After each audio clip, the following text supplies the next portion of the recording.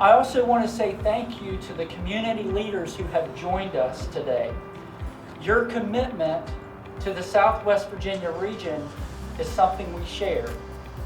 And we appreciate you being here to support our new eye care facility and surgical center.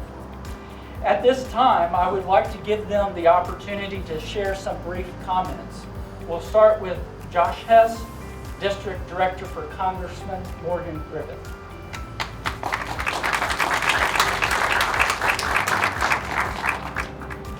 Thank you, Phil. Again, my name is Josh Hess. I'm with Congressman Griffith's office. The Congressman sends his deepest condolences for not being able to be here today. He actually is on his way up to D.C. They're voting at 6:30 tonight.